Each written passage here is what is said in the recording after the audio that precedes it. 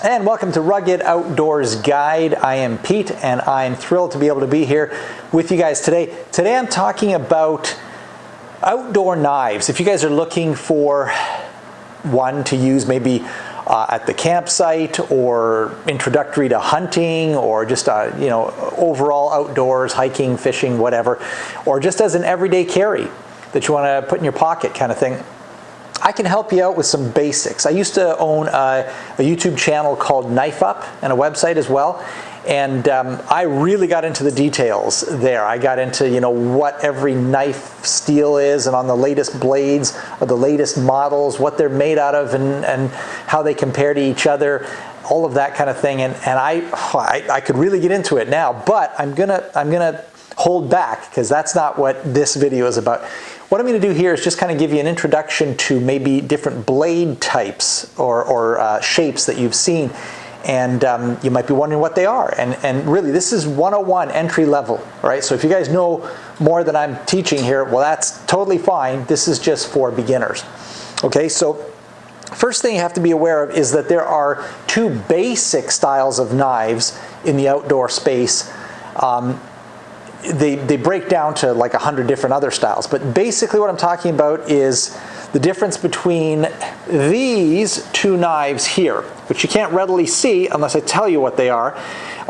First of all, this one on top from SOG is a fixed blade knife. That is, it does not fold in any way. It needs its own sheath because the blade metal goes right through the handle.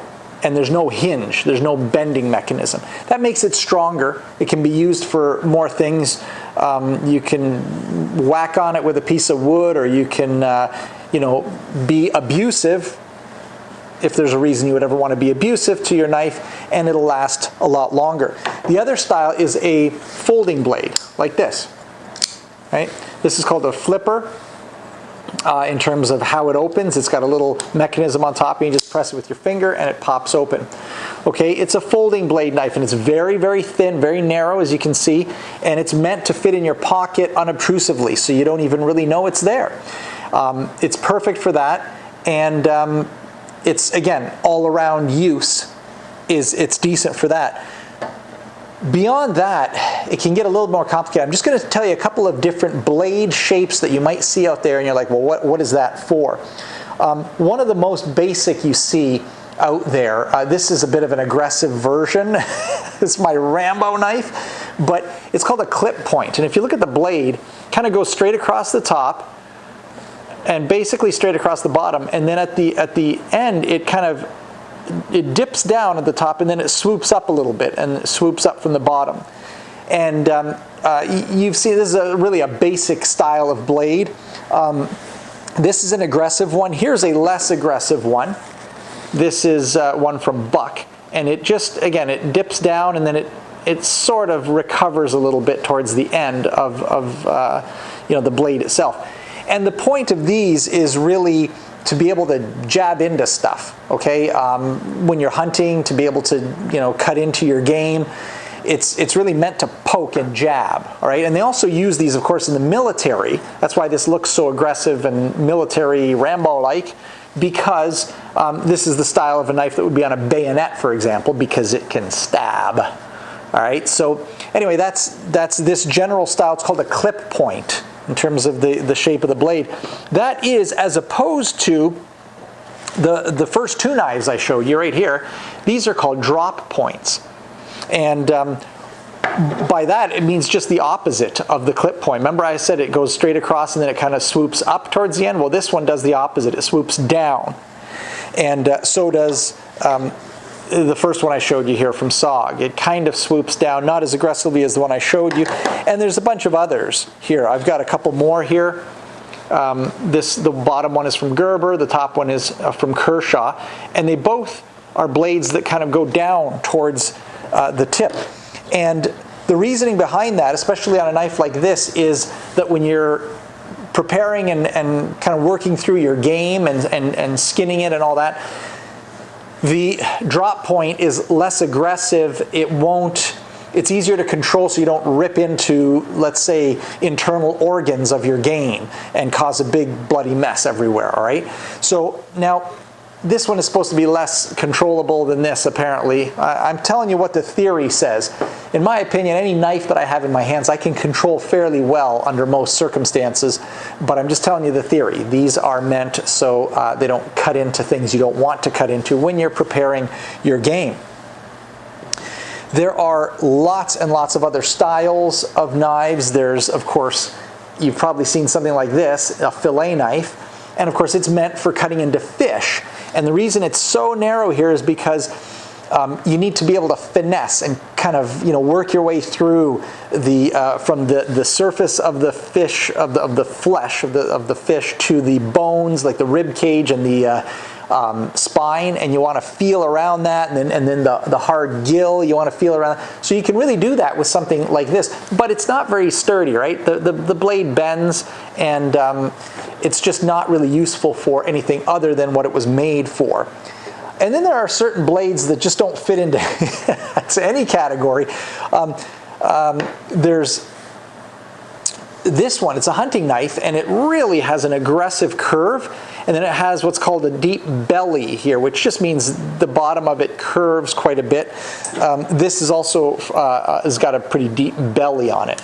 And the reason for these is that this is meant for really like skinning an animal. So when you're peeling the skin off, it's meant for like long sweeping motions like this that can cut effectively and efficiently through the game that you're preparing. This is really not that good for a lot of other things, all right? So this is really specific for that purpose. There are other types of tips and blade shapes like skinners, capers, and there's one called I think it's a recurve. They're just variations of these. They have some elements of the clip point and the drop point. Some of them look fancier, and they have both kind of sort of built. It's hard to explain, but you don't really need to know that. I don't really get into them. I don't have everything out there. I have probably 100 knives in my collection, and I don't have all of the different styles out there. It's not really very necessary. In fact, I have a knife right here that doesn't fit anything. It's another, let's see if I can open that. It's from Ontario Knife Company. It's a pocket knife, and it doesn't fit any of those descriptions. Like the blade just goes basically straight across. It seems to drop a little bit, and then it actually has quite a sharp point. So it's not a drop point, but it doesn't look like a clip point. It's just an all-around good knife. We don't have to follow the rules of blade shapes, for example, all the time. So this is a knife. I don't use it all the time because in this case, the handle is actually bigger and more substantial than the blade. I like knives that are the other way around.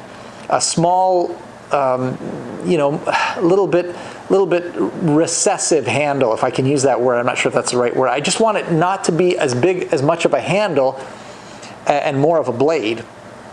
So this one's the opposite, but boy, is it ever comfortable to use.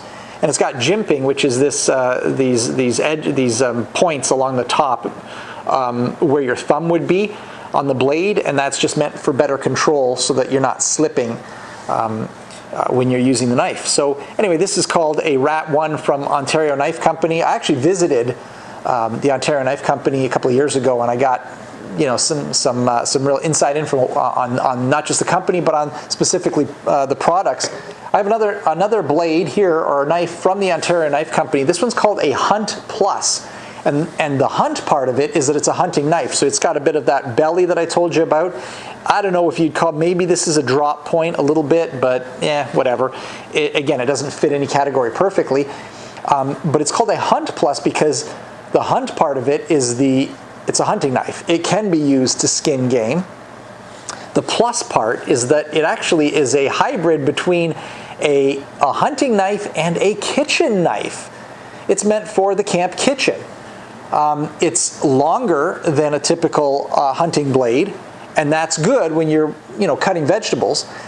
And it's also really, really sturdy and thick. Now this is not like a kitchen knife isn't usually that thick. the blade or the metal material. This one's really thick. It's like, gosh, that looks like almost like a centimeter or so. It's heavy and thick, and it's very, very durable. The problem is, though, that when it's really thick, it still has to taper to a sharp edge pretty quickly, within, you know, 1.5 inches or so. And because it tapers so quickly, it just isn't the best for slicing. It's not that it can't get really super sharp to the point that it can easily cut through tomatoes, make nice thin slices and that sort of thing. That's why I don't use it in the kitchen. I actually want to use it in my kitchen, but I don't, because it's not a perfect kitchen knife. I have much better kitchen knives. This is a good hybrid between hunting and kitchen, and that's really what it's meant to be. That's why it is a Hunt Plus from the Ontario Knife Company. There are so many other knives, guys. I can't get into it. I want to keep this video short. I'll just show you one more. This is a knife that I've taken from my son's collection. It's made of Damascus steel, and you can read all about what that is. It's very cool how they make it, all the different layers and how they treat it. It's a higher end knife, and the really neat thing about this is I haven't talked about what a tang is. On a knife that does not fold, it often has something called a full tang, and a full tang, or a tang at all, means that the metal, the actual metal from the blade itself, goes, like, it continues on into the handle. So that makes it pretty durable, right? There's no hinge part that can bend or get loose, right? Well, a lot of knives, like this SOG, for example, it's either a full tang or a partial tang. It doesn't matter. They're kind of the same, which means that the metal kind of goes into the blade, but we don't know exactly how far it goes in. We don't know if it goes right to the top, to the bottom, to the edges, or is it just a piece that goes in a little ways.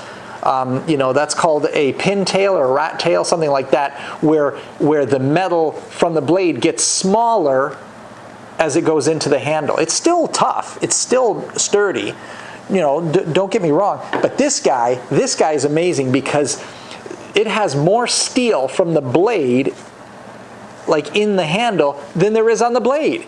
The blade steel goes right to the edges all around the whole handle. This is the ultimate in what you would call a full tang knife. This is the most sturdy, durable knife you can imagine. Has a bone handle mixed with hard wood, and you're not going to bend it. I mean, it's got a thick blade, but it's also has no hinge points or anything, and the full tang is like the ultimate in full tang. So this is a comfortable, durable knife, more expensive than you would need for a camping trip. But again, it's just another option that's out there. And the blade shape doesn't really fit any of the, it's not really a drop point. Maybe it's a mild drop point. It's definitely not a clip point. Yeah, you can use, again, it's a general use, all around decent blade. And then there's some crazy stuff. I don't even know if this is legal.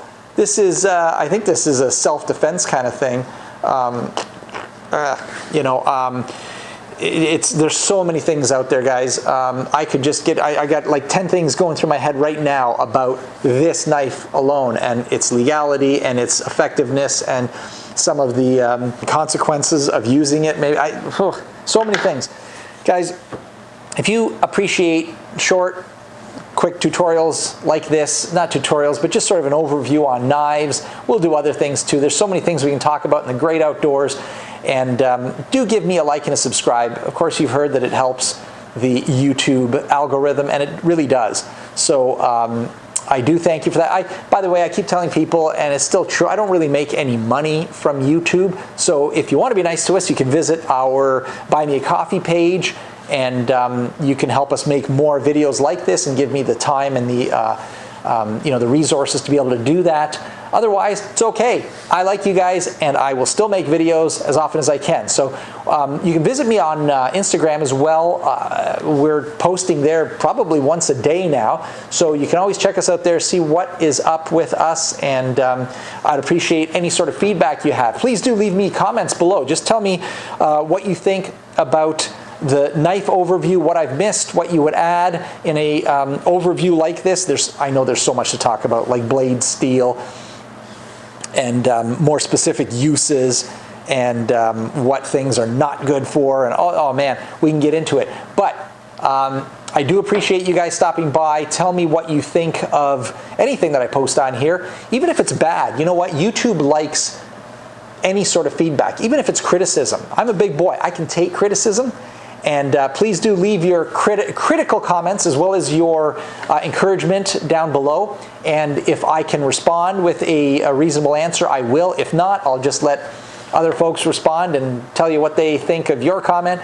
It's wonderful. I love getting into some discussions, and all your feedback is very much appreciated. All right, guys, until next time, get out there. You know what I'm going to say, right? Enjoy God's creation and keep on looking up.